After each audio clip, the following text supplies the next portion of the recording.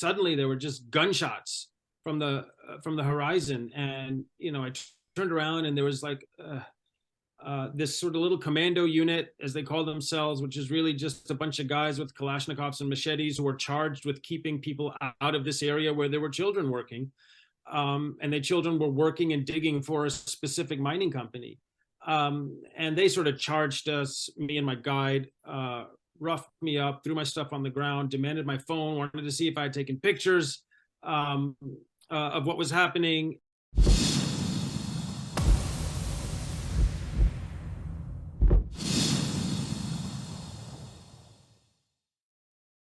My guest today on the Freedom Pack podcast is Siddharth Kara, author of the upcoming book, Cobalt Red, How the Blood of the Congo Powers Our Lives. This is a slightly different episode for this podcast. We primarily cover personal development topics, but sometimes there are stories and causes that I come across that I think that why wouldn't I use my platform to try and spread this awareness? And when I came across your work, it was one of those moments for me. And I thought I have to try and do my part here as well. And so I'd like to sort of start off by trying to get everyone's attention who, they may be thinking, they might have clicked on this episode and they might be thinking, why is this relevant to me? The statement I would put out there is that by me recording this podcast and just by the virtue of someone listening right now or watching on any device they may be watching on, at the very top of that supply line are the slavery, the lives, are the suffering of many people in the Congo. And that's why I think people should be paying attention to this episode. Do you think that's a fair statement to make? Absolutely. Right in this particular moment, everyone who's listening to you and I speak is unwittingly participating in a colossal human rights and environmental catastrophe in the Democratic Republic of the Congo. And the reason I say that is almost every single lithium-ion rechargeable battery made in the world today, so every smartphone, tablet, laptop, and crucially, just about every electric vehicle has a mineral called cobalt in the battery. And roughly 3/4 of the world's supply of cobalt is mined in a small little patch of the southeastern Congo in these appalling conditions, which we can talk more about. So that's why, yes, this touches the lives of everyone listening now. And in fact, people like you and I across the world can't really function on a day-to-day basis without cobalt. There was a quote I heard you say on your interview on the Joe Rogan Experience, and I thought this is a really powerful quote to try and grab everyone here. And you said, in the history of slavery, there's never been more suffering that generated more profit and was linked to the lives of more people around the world than there is going on in the Congo right now. And I think that might shock a lot of people, just to put into perspective how deep this actually goes. Yeah, I couldn't have said it better myself. That's exactly right. If you look across the entire long arc of the history of slavery, and there are many appalling episodes of inhumanity and violence, never across all the centuries, millennia, eons, north, south, east, and west, never has there been a single chain in which there was more degradation, suffering, and exploitation taking place that generated more profit at the top of that value chain and touched the lives of more people around the world than what is happening right now in the Democratic Republic of the Congo. Hundreds of thousands of people are grinding themselves to death, scrounging out toxic cobalt out of the ground, feeding it up the chain to mega cap tech and EV companies around the world that are worth trillions. And these people scrounging it out of the ground earn maybe $1, $2, or $3 if they're lucky per day, feeding it up the chain to companies that are worth trillions of dollars. You can't even count the number of zeros on their profit statements each quarter. And as we said, hundreds of millions, if not billions of people around the world can't function on a day-to-day basis without cobalt. So that chain, this touches everybody. You can't check social media. You can't have a phone call, check your email, do work, any number of things, and increasingly drive around town in an electric car without cobalt. So in terms of those people that are affected, just to put into perspective on their situation in life, a lot of these people who find themselves scrounging around and digging and really suffering for this cobalt, what position are they in to where they've found themselves in that place? Do they have many other opportunities, or is this simply the only way for them? Well, so let's orient ourselves. We're in the southeastern part of the Democratic Republic of the Congo, an area that was historically called Katanga. And the Congo is one of the poorest countries on the planet. It has been suffering through violence, disease, civil strife, invasions, displacement for generations. And before that, colonialism. And one of the most appalling, King Leopold of Belgium. So since independence in 1960, people have been grindingly poor and suffering through violence and strife in the Congo. So they're already at the precipice, okay? Then enter the modern era, and that part of the Congo that I mentioned, that southeastern part, happens to be sitting on some of the largest reserves of some of the most important metals and minerals needed for the global economy. And big mining companies came in, took over massive swaths of territory to extract copper, nickel, tin, gold, zinc, and in the last 12 years, cobalt. And so when I say big swaths of territory, the largest mining concession in the Congo is about the size of Greater London. Okay, so you have to imagine there would be tens of thousands, if not hundreds of thousands of people that were living on that territory. Suddenly they're kicked off and can't fend for themselves, have no other alternate livelihood. Now, multiply that several times over with numerous mining concessions, and you have a population of people displaced, no alternative except to try to go back onto the land that they used to live on to try to dig out those minerals that the big mining companies have come from. And for that, they're paid $1 or $2 a day, as I said, feeding these invaluable metals and minerals up the chain. And just to paint a picture here, what, in terms of the conditions, to what extent are the dangers they're facing? Are they fatal in terms of, are lives at risk here? Unquestionably. First and foremost, cobalt is highly toxic to touch and to breathe.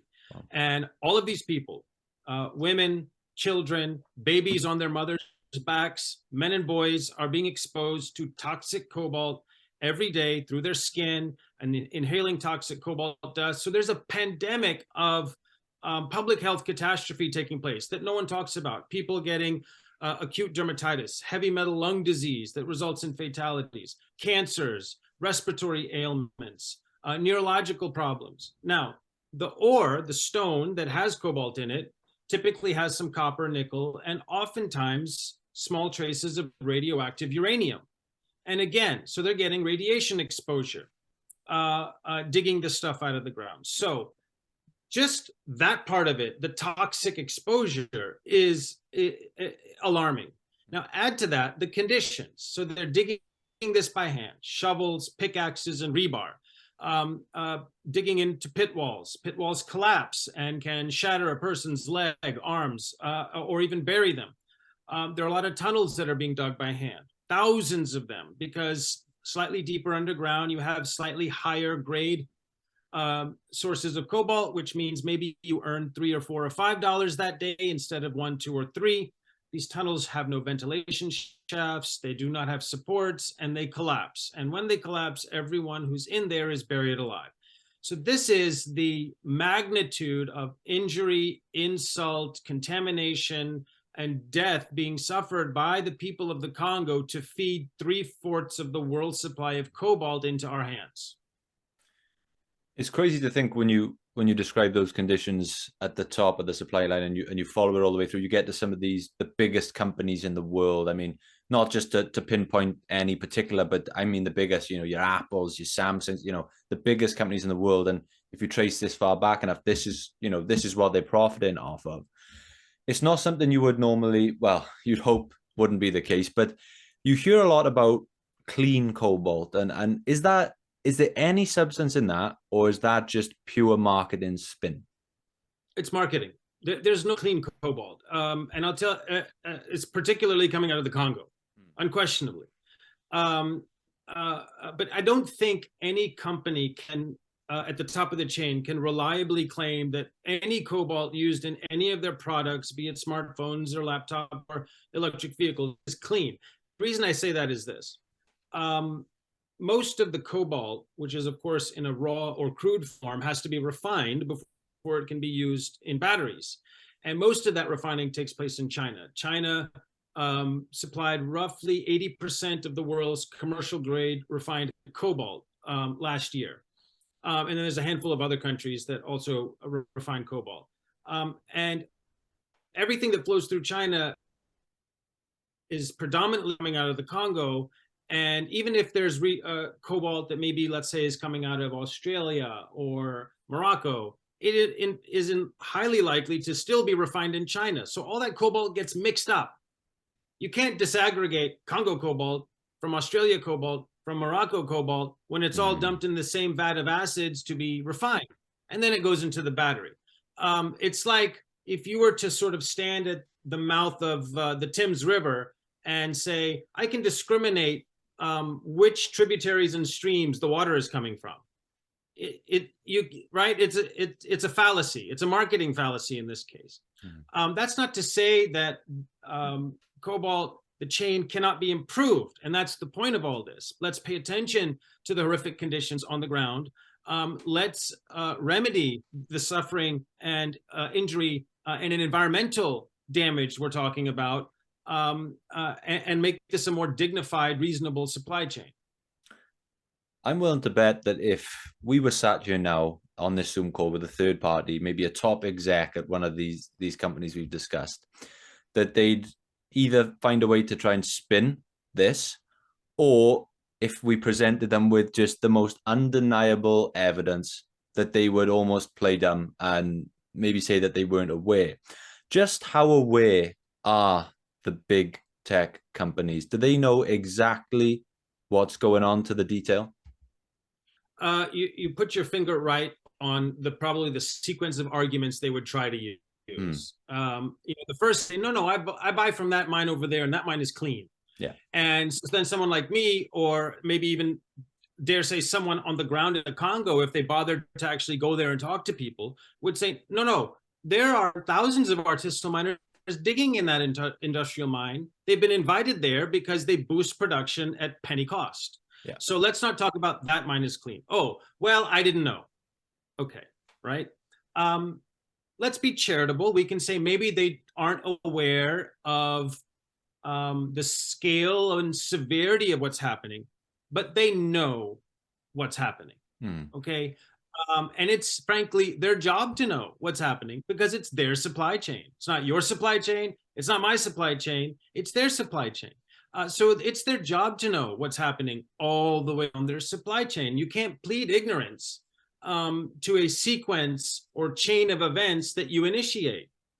You start a ball rolling, you own it all the way down to the bottom where it stops. Yeah. So you can't say, well, I didn't know it was doing all these bad things as it rolled downstream, right? So they should be there on the ground, seeing the bottom of their supply chain firsthand. If they claim, well, we didn't know, now they do. And when my book comes out, for sure, everyone will. But I'm not the first person who's been talking about this. There have been journalists getting down there, NGOs, raising this issue for many, many years. So they know there are problems there. Maybe not every last little detail, but they know that there's enough of a problem that they should have been dealing with it. This may sound like a silly question because I'm not too sure how these things work. I'm happy to admit that. But for these companies, who is supposed to be holding them accountable for things like these? Is there like an external body, or is it just done internally?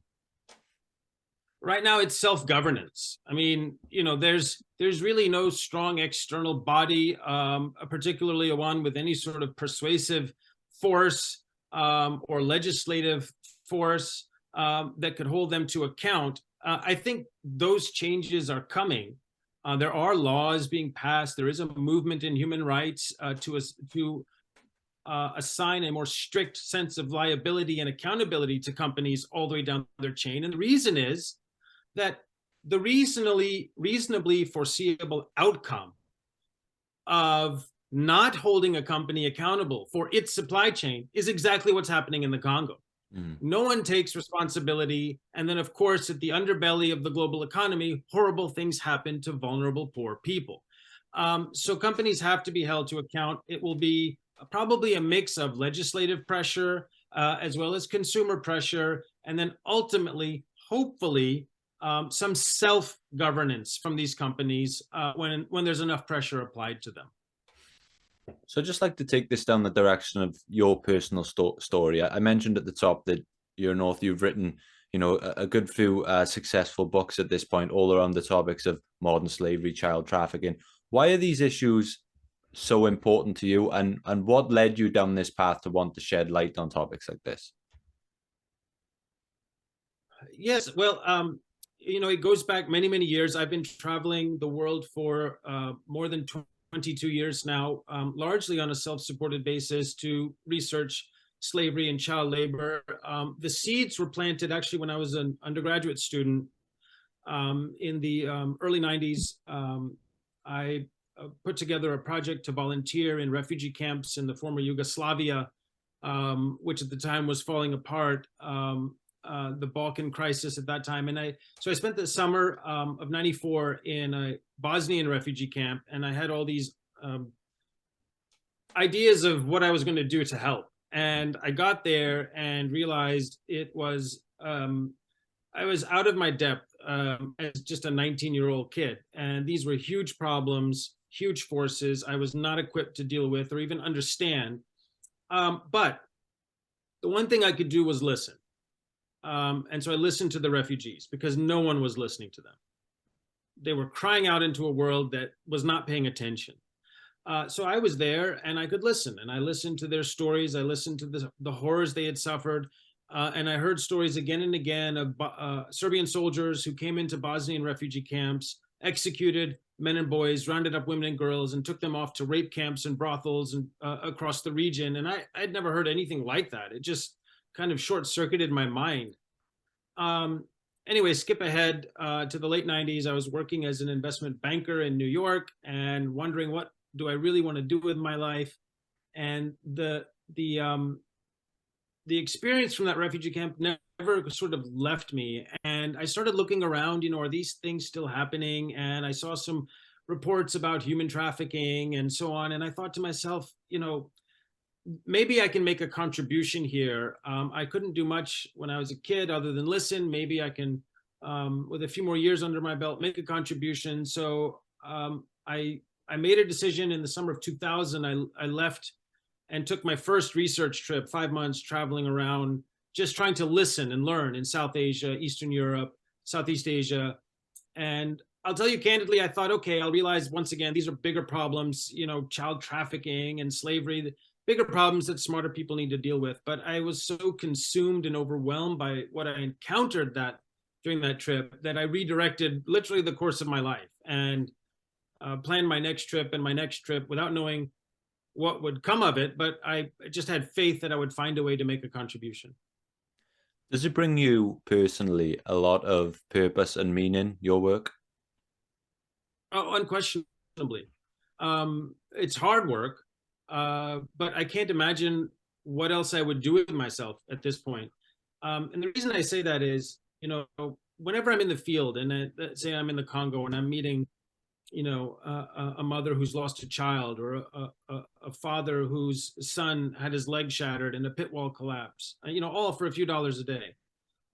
And I'm listening to them and I'm trying to take down their truth and bring that to the world as best I can. What drives me is the fact that if I were them, what would I want? Hmm. And I would want that someone somewhere would listen, would just see us, see me, and listen. That I wasn't again crying out into silence, into this blackness and darkness. That there was an ear at the other end with some compassion. So now, if I would want nothing more than that, just to know that someone could see and hear me, then isn't that the very least I can do Hmm. to be that person? I can't solve all these problems. I don't have the power or influence, resources to do it, but I can at least bring attention and amplify those voices to the world. And the world is full of people who have immense compassion and care and want to solve these problems and band together to do so. And that's how change has always happened. Some voice, someone hears it and brings it to a world that cares and has compassion, and then it goes from there. And for these people, when they speak to someone like you from a way more privileged part of the world, does it really put into perspective just how bad their situation is? Because I imagine especially for the young people who are in that situation and they've grown up only knowing this environment, they may not know what life should look like. Yes. It's, the thing about, I've been to a lot of very dangerous, poor, disadvantaged places. And, there's just nothing I've seen. And I've been more than 50 countries across the global South. Um, uh, I've never encountered anything quite as degrading and impoverished as what I saw in the Congo. And it's like it's another planet. Hmm. And that's kind of what's so jarring, because on the one hand, the people who are living there are intimately connected to us. I mean, they pass a stone into a sequence, a value chain that ends up allowing us to function on a day-to-day basis. So they're intimately connected to us. On the other hand, if you were to look at them in their world, like on the right side of the pane, and then a picture on the left side of the pane of us in our world, you'd be like, this has to be two different planets. These two extremes, High Street in London can't exist on the same planet as the mining provinces of the Congo. And yet they're intimately linked, right? And so that's what's kind of so jarring. So down there, it's impossible for people there to understand and fathom that there's this other world where smartphones are $1,000. I mean, that's like a decade of income for people. Yeah. Right? Let alone electric car that's $100,000. But let's even go deeper than that. Just that there's running water and electricity in our world.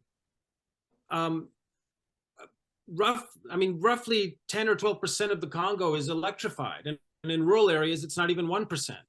So just things we take for granted, like a light switch and hot and cold water and a toilet, there's none of that there. So their world is so radically disadvantaged and different from ours, and yet couldn't be more crucial to the world we live in.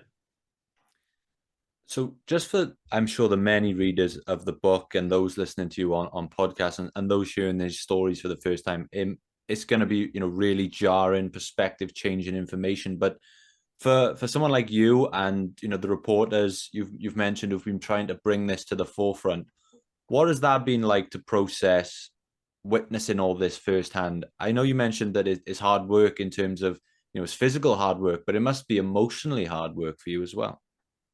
Yeah, yeah, of course, it can be very debilitating emotionally. To absorb and bear witness to that magnitude of human misery. I mean, people who bang their chests and cry out in grief. It's shattering. I mean, utterly shattering.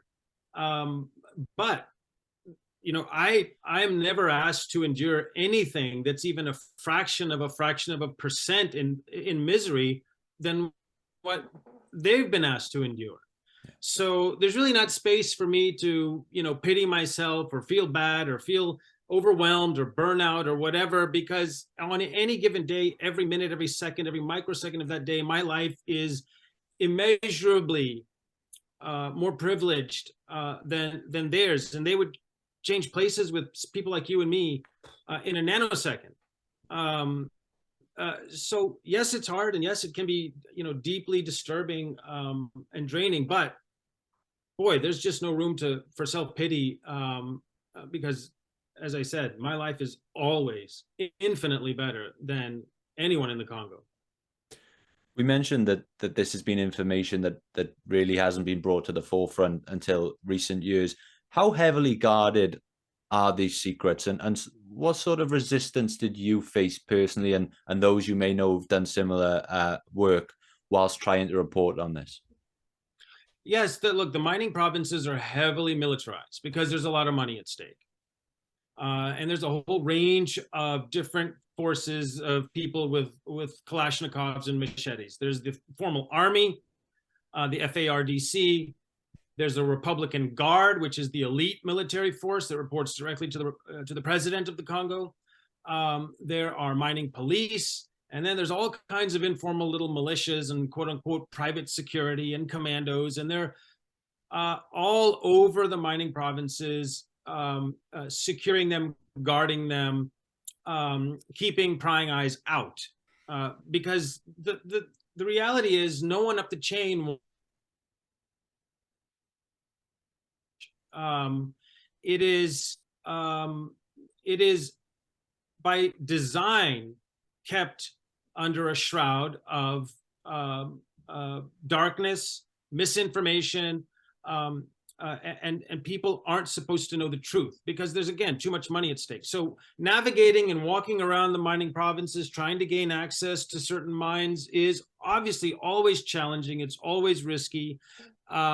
I was blessed to have extraordinary and courageous colleagues on the ground without whom I couldn't have done any of this work, obviously. There are some places where it took a lot of effort to get into, and there are some mines that I never got into, despite all the effort. They're just too heavily guarded. But what I would do then is talk to workers who worked at those mines at home, in their villages, or at the end of the day, in a safer space. But there's some extraordinary scenes I saw, places I got into, and I shared a video on that Rogan podcast of one of the mines, and you think, wait, what millennia am I in? That this is, thousands upon thousands of, in that case, men and boys just clanking and hammering with raw, brute human force to chisel a mountain of cobalt into pebble size to dump in sacks and flow up the chain. So it is very dangerous. It is very secured and militarized. It's like that in no small part because the Congo is such a violent and insecure place. There are militias everywhere, scrambling for valuable territory and what's under the surface. And that little patch of the Congo that I keep returning to, that part that's used to be called Katanga, that's 70 or 80% of the government's income. So they have to keep that place secure as possible. Were you surprised you managed to gain access to a mine and see that with your own eyes? Did you think that was even possible? And whilst you were there, did you feel unsafe? Going into my first trip, I didn't really know what to expect in terms of what kind of access I would even be able to get and who would want to talk to me. But I had the benefit of at that point 18 years of field research into slavery and child labor in a lot of dangerous places. So I knew how to build ground relationships and trust, but I had no idea what it would be like. And as I said, it took repeated trips, a lot of persistence, a lot of care and caution to get into some of these areas, to bear witness to what was happening, but crucially and most importantly, to listen to the testimonies of the people living and working and dying for a cobalt, because it's their truth. It's not about what I saw and relay back to people in my book. It's the truth of the people in the Congo that's important for the broader world to hear. And yeah, there was a lot of times when I was in danger and had to be very careful, despite all best efforts and caution. I recount one episode in my book because, again, the book's not about me, but I do recount one episode where we made all the efforts to ensure there were no militia movements in this area we were going to. where there were children, hundreds of children working and digging in pretty atrocious conditions to dig out cobalt. And I was there, we're talking to some children, and suddenly there were just gunshots from the horizon, and I turned around, and there was like this sort of little commando unit, as they call themselves, which is really just a bunch of guys with Kalashnikovs and machetes who were charged with keeping people out of this area where there were children working. And the children were working and digging for a specific mining company. And they sort of charged us, me and my guide, roughed me up, threw my stuff on the ground, demanded my phone, wanted to see if I had taken pictures of what was happening. And I had been advised on my first trip that the difference between a very bad outcome or survival would be to make sure I got a stamp and signature from a government official in the governor's office, that I could present that, and that stamp indicated I was under the support and protection of the governor's office. And so I did that on my first trip, and with each trip.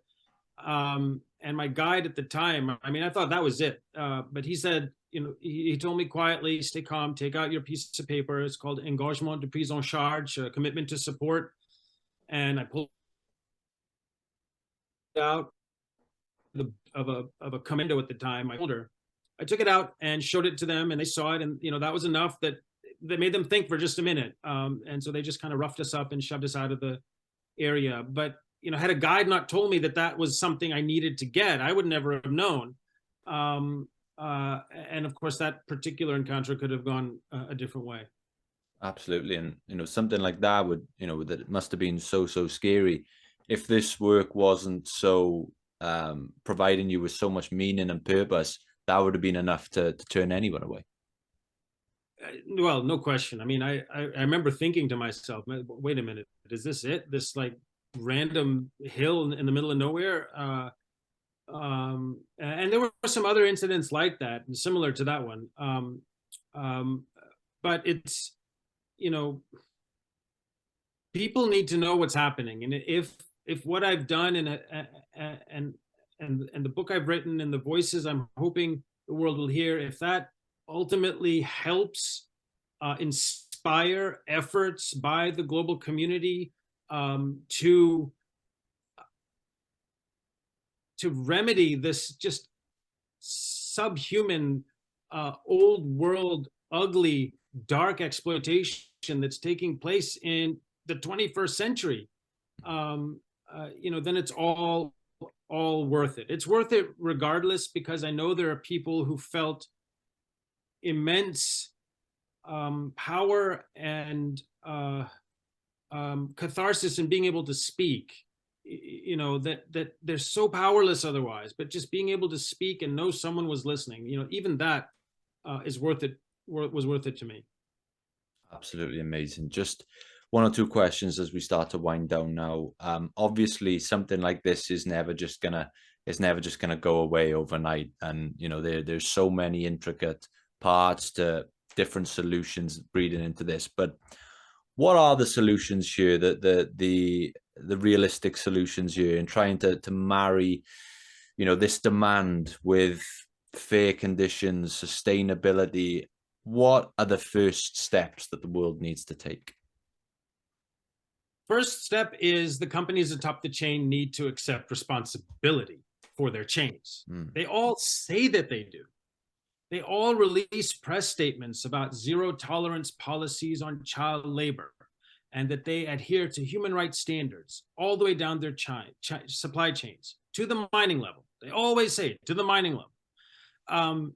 So the first thing that needs to happen is they just simply need to do the things they say that they're doing, and that is accepting responsibility and ensuring dignity and sustainability all the way down the chain. Now, what are those specific things? Well, there's a lot of low-hanging fruit that would reduce an immense amount of suffering and harm very quickly. Simply giving these people PPE, some gloves, some masks, some goggles, some work attire, so that they're not breathing in and handling toxic substances day in and day out. Paying them a decent wage, paying adult workers a decent wage. And by that, I mean something along the lines of maybe $10 to $12 a day. right? $1 an hour, let's say, instead of $2 or $3 a day. But that's the difference between survival and being able to keep children in school versus needing children to come work just so the family can survive. And they wouldn't notice that cost. Yeah. It's not even a rounding error on their balance sheets. $10 a day versus $3 a day. Formalizing the bottom of the supply chain, letting there be contracts and mechanisms for grievance and redress, being on the ground to document and inspect their supply chains. Has any CEO of any tech or EV company anywhere in the world ever stepped foot in the Congo to see their cobalt? I doubt it. Not one of them. They're all billionaires on account of the cobalt. Surely they could take a week out of their lives to go down there and just spend a week looking around, talking to people. If they think it's complicated, I'll take them. I'll do it for them. I'll make all the arrangements. It's not that hard. And surely, as I said, they could spend a week. Just come down, come with me. I'll take you. You can meet your Congolese employees. And then once you see the truth and can't deny the truth, then let's do some of these little things. How about you avail of these communities, their resources, build a few public health clinics, do a few little things that help support the safety and well-being and development of these communities. It's not their fault they happen to be sitting on more than half of the world's supply of cobalt, but it's everyone else's fault up the chain that they're being treated in a subhuman, disposable manner because they happen to be sitting on top of this cobalt. So all of that, it's just simple things that would help reduce most of the harm and injury that's being caused. The other element that needs to be addressed is all the mining companies down there, they don't operate on a sustainable basis they would in their home countries. They dump toxins everywhere. They clear cut trees, millions of trees without planting any in to replace them. And they wouldn't be able to do that in their home countries. So why is it okay to do it in Central Africa? So little things like that. Just behave there as you would here.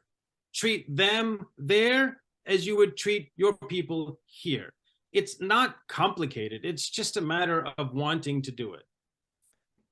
I think I could speak for everyone listening when I say it feels really uncomfortable to know, like we said, that every time you turn on your phone, every time I turn on this podcast equipment, that it's essentially powered by the deaths of slaves. Now, it's unrealistic of us to maybe ask people to give up their devices or boycott these big companies. Of course, we're not saying that.